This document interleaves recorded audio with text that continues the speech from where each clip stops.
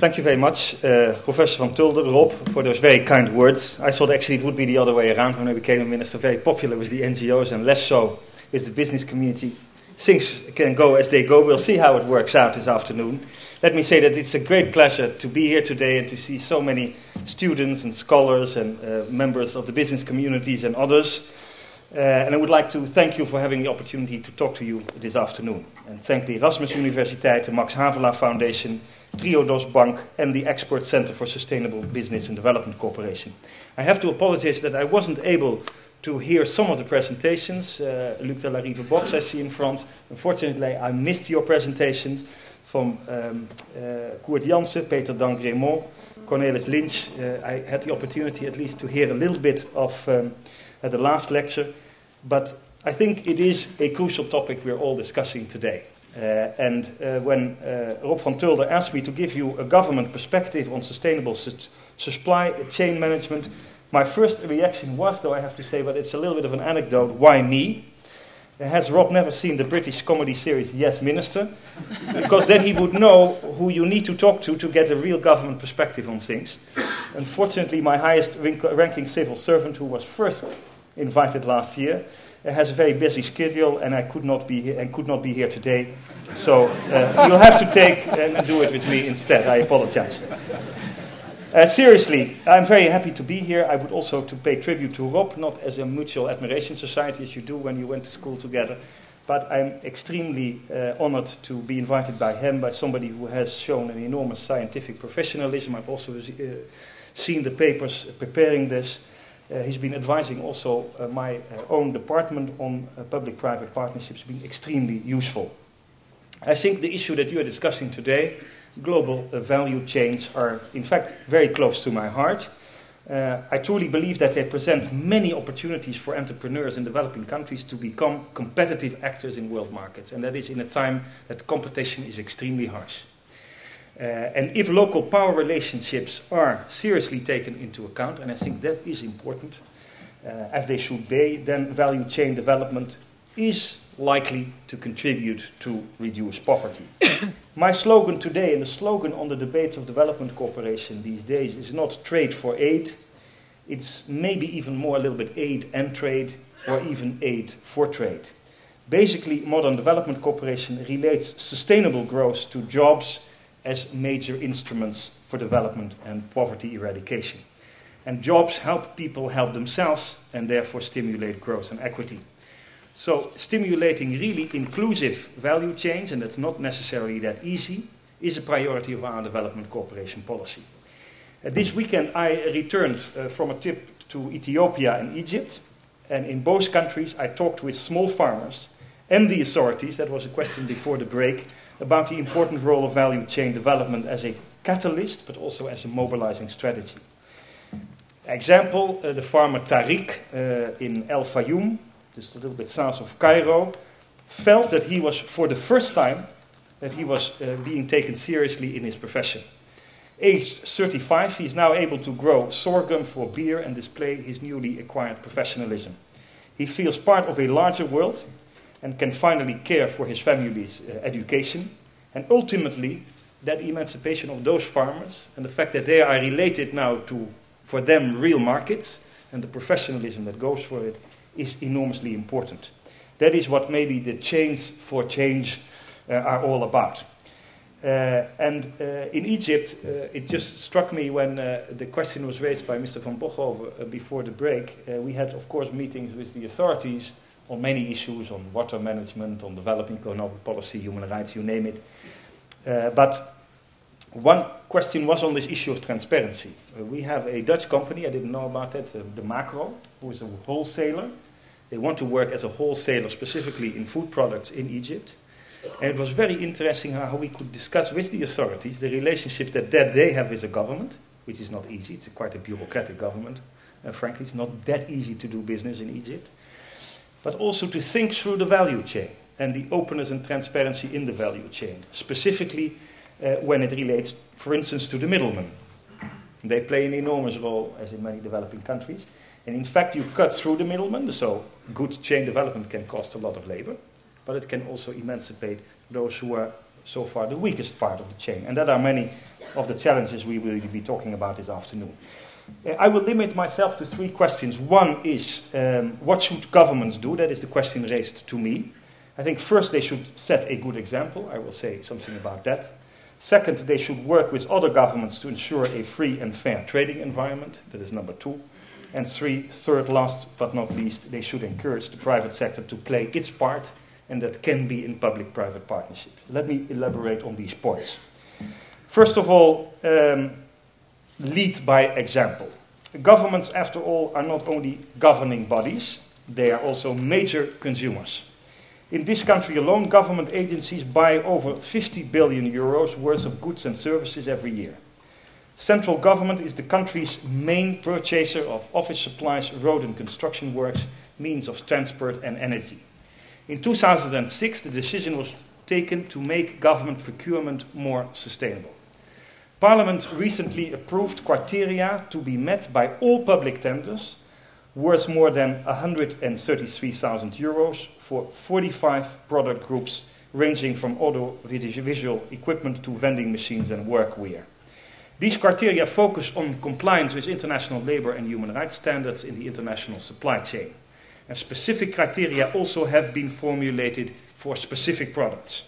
They relate to occupational health and safety, decent working hours, living wage or living income. That was a big debate we had, obviously, in our own government.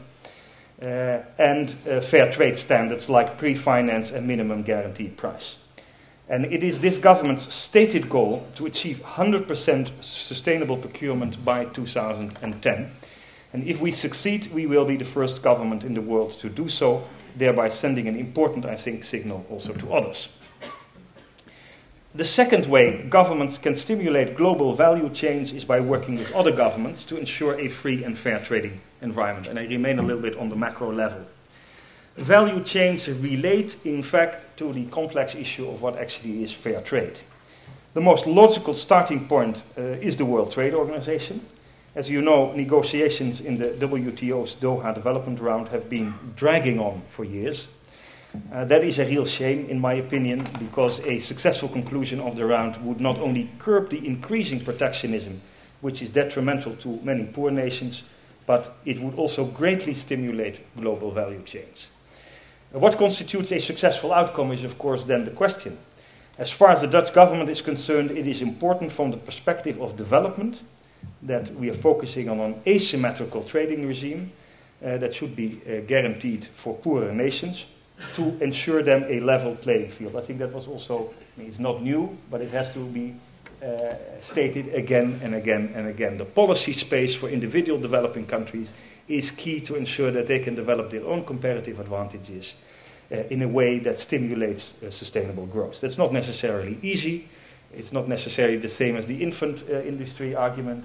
It has not necessarily something to do with false protectionism, but it is the space that developing countries may need to set up their own productive chains. Furthermore, these countries should have the flexibility and policy space needed to take the measures they deem necessary to support their economic development. Maybe that has something to do with the end of the Washington Consensus that was mentioned. Not to have, so to say, unwise policies, but to ensure that it is not one time and one size fits all. But even if the negotiations drag on for a bit longer, there are ways in which governments can work towards removing the obstacles poorer nations face in their struggle to access world markets. They can, for example, help poor people in poorer nations upgrade their skills through training. They can help producers organize. They can simplify access to finance, also for value chains, that's very correct, improve business climates and invest in infrastructure. In 2005, the WTO launched the Aid for Trade initiative. The Netherlands has been very active in this field. We had Pascal Lamy actually coming to Rotterdam not long ago to our Center for the Imports from Developing Countries. And he was trying to give us also the example of our own country, how you can improve the imports from developing countries, working with business associations and with other producers in developing countries themselves. We have, for example, been able to help Mali increase its exports of mangoes by advising farmers on product certification and marketing their product in Europe. And together with private partners, we funded, for instance, very key a cooling station near the international airport of Ouagadougou.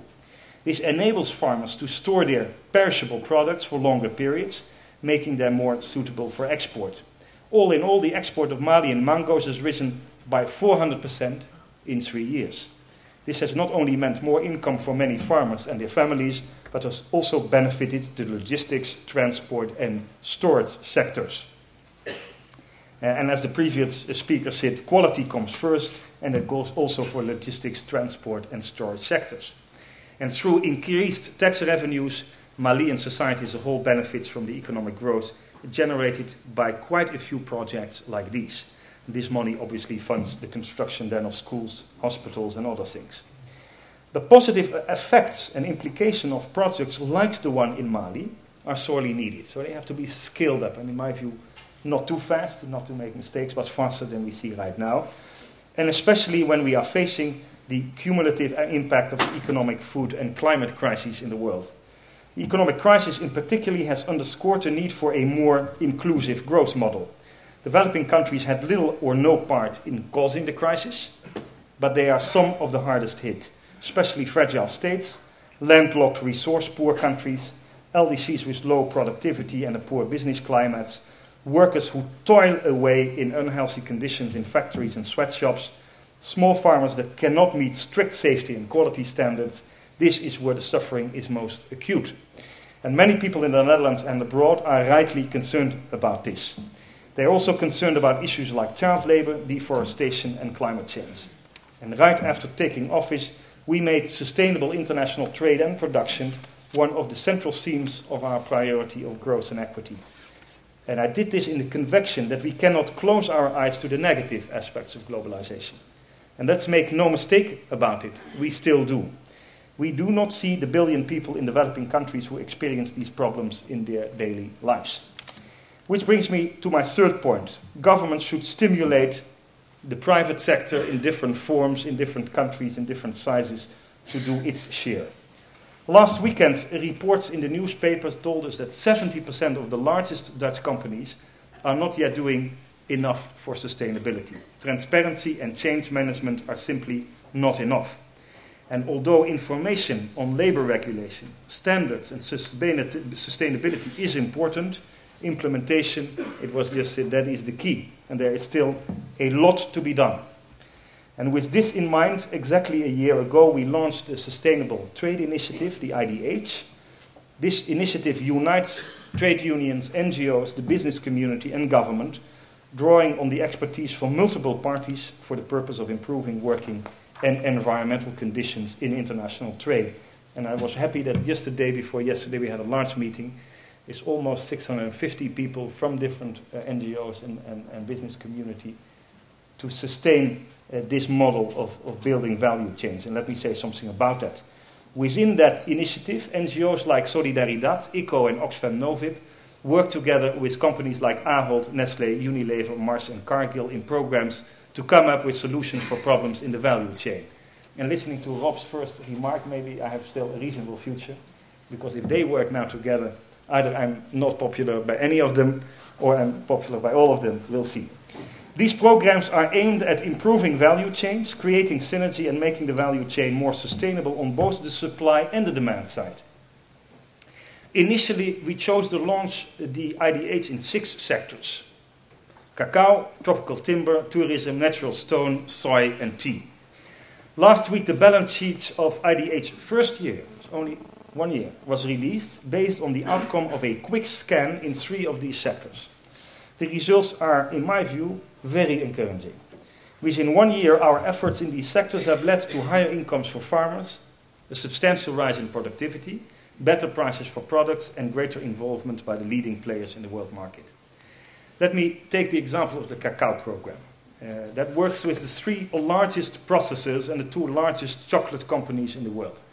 So that is also a specific sector. We have to look at the type of sector, to what extent these programs can be successful. This is a sector in which there are a few companies that can take the lead. And because they can the lead, they can to a certain extent also create leadership in the value chain.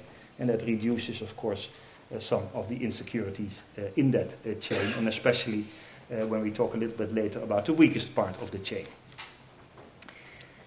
Together, these two large chocolate companies and the three largest processors control a market share of 40% of global cacao processing and 30% of global chocolate production.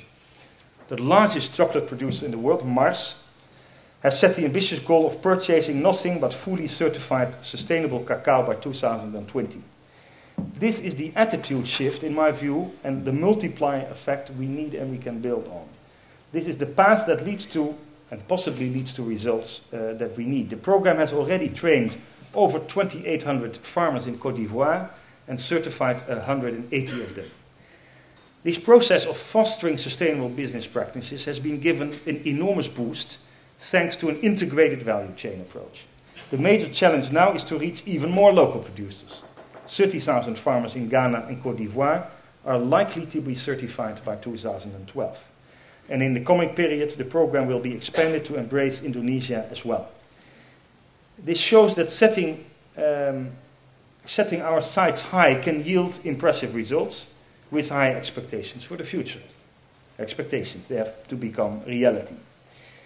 But we also have risks. In the cacao sector, we do run the risk that only a few larger or more innovative farmers will be able to continue producing cacao for the world markets of the future, and the rest will remain behind. We also will have to work with smaller farmers and ensure that rural entrepreneurs get power in the value chain. I think that's important. The value chain is not something which is there for everybody to agree on easily. The management in the value chain is important. And in my view, it is crucial and not easy to ensure that especially the smaller farmers, often living very dispersed, looking at the value chain development as something that they don't really grasp what it is, as we don't barely do what it is, getting a lot of information, different standards, different buyers. If you look to these small farmers, it is at least, we have to think about what their perspective is. And in my view, it is important that when we upgrade possibilities for firms and farmers at the bottom, we look especially at this. And for me, as a Minister for Development Cooperation, that's essential. That's also the measurement for me to ensure that the money that we spend in it to catalyze these kind of change is well spent. And so that we can measure, in fact, also the progress for what is my responsibility as the Minister for Development, namely combining sustainability with improved lives of many of the poor people in developing countries. So they should have the power to agree on the functioning of the value chain. And there I think a lot of thinking still is necessary, how to do that in practice. And I welcome, in fact, what is possible in cacao, and that is the pre-competitive cooperation that is so crucial for the work of IDH, since consumers, businesses and workers have a common interest in the economic and environmentally sustainability of supply. Not only because our consumers don't want to buy chocolate based on child labor or from farms that are not ecologically viable, that is of course key, but if companies do not work together right now in this area, there will simply be no cacao in the future. And this is the larger momentum on sustainability where I see, and that's why I'm relatively optimistic about this movement, an inherent possible agreement of interest between sustainable economies and the possibilities for growth in developing countries. We see in the world that the green agenda and the development agenda have to come together. They form, in analytical terms, a nexus.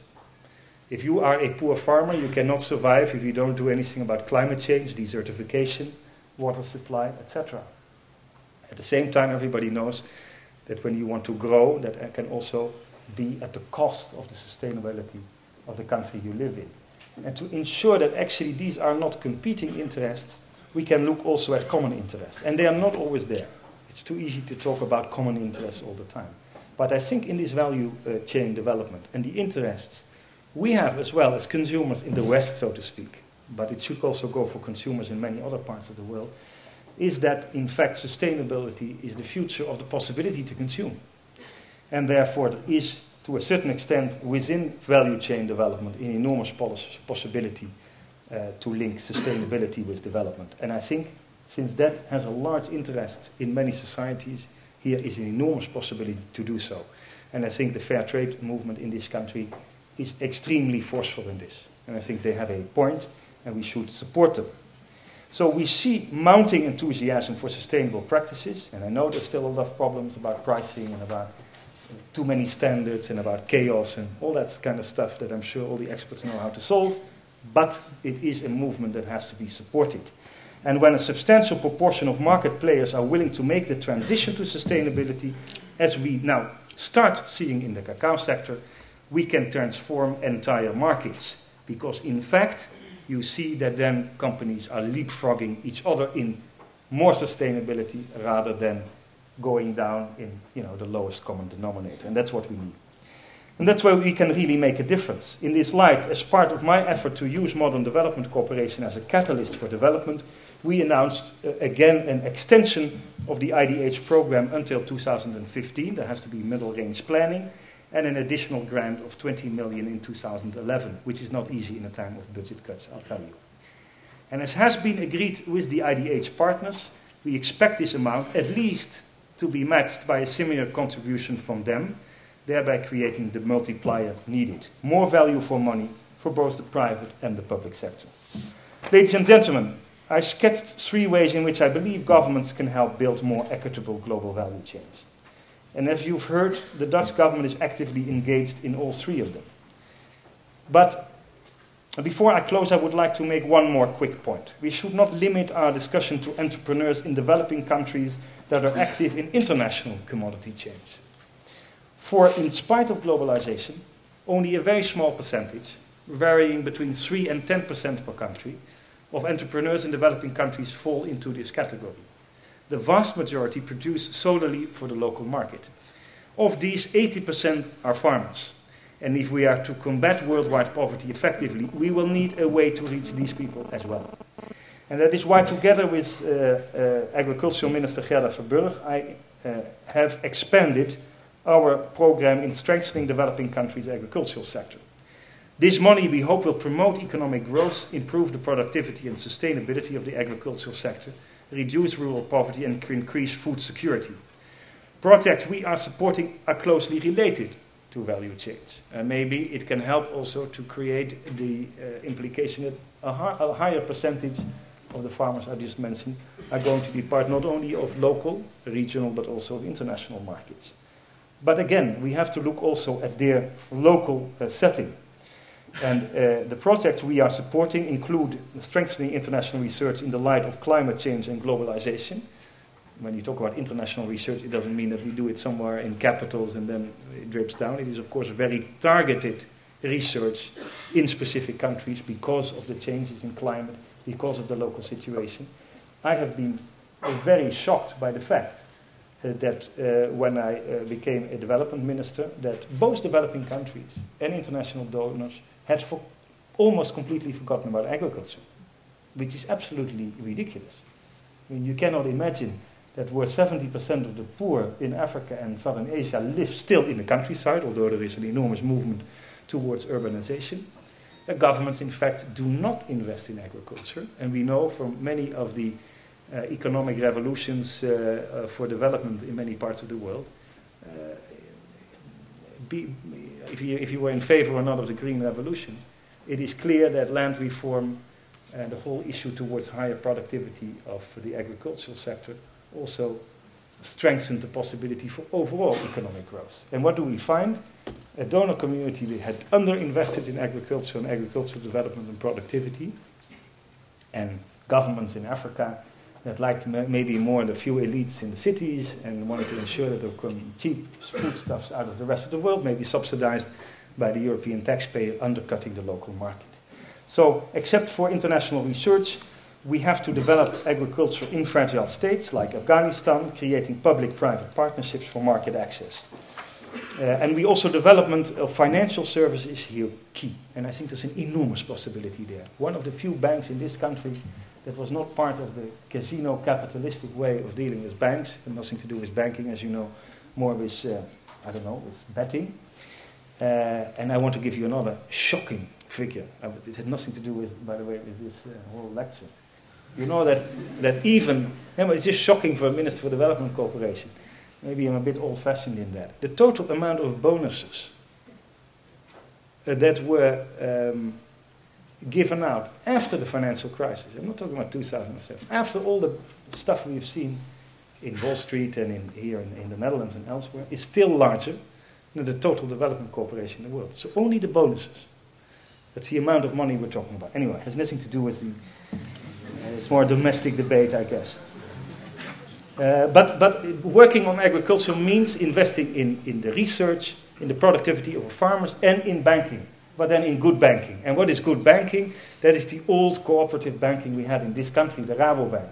It's also the only bank, it looks like I make a commercial for the Rabobank, I have no interest there. And they're not on the stock market, maybe that's also an advantage. But nevertheless, they did a good job. And we can work with them also in cooperative banking in developing countries. But there is something else, and that has to do again with closely related to where development cooperation in strengthening the productive and the rural development relates to value chains and also international value chains. That is the software of all this. Because we can all think about that in beautiful graphs. You go to the local vins and where do you start? And I think the software is important. That's why we work with farmers' associations in this country and very closely related to 30 of these organizations, including Agriterra, the Royal Institute for the Tropics, University of Wageningen, SNV, Oikocredit, ICO. You might not know all the organizations, don't worry. But they have joined forces in the platform Agri-Pro Focus. And together they aim to improve the performance of the agricultural sector in developing countries, only one element of a value chain, but an important one, by strengthening the organization of farmers and cooperatives there. And in 7 countries they encourage local partners to join forces and cooperate, yielding encouraging results also for the local management and influence on value chains. An example of one of the programs my ministry finances to support local farmers organizations is Agriterra's Farmers Fighting Poverty. And the idea behind this program is that strong producers organizations can negotiate with the stakeholders in their value chain, with local governments and other market players. And this way they can get a fairer price and introduce better working conditions. They can then become their own advocates for their own actions and make a better living.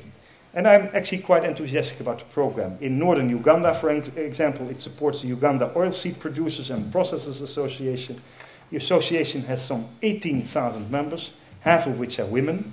And by advising them how to cultivate, process, and market their crops, the incomes have increased substantially, enabling them to invest in more cattle and in the education of their children.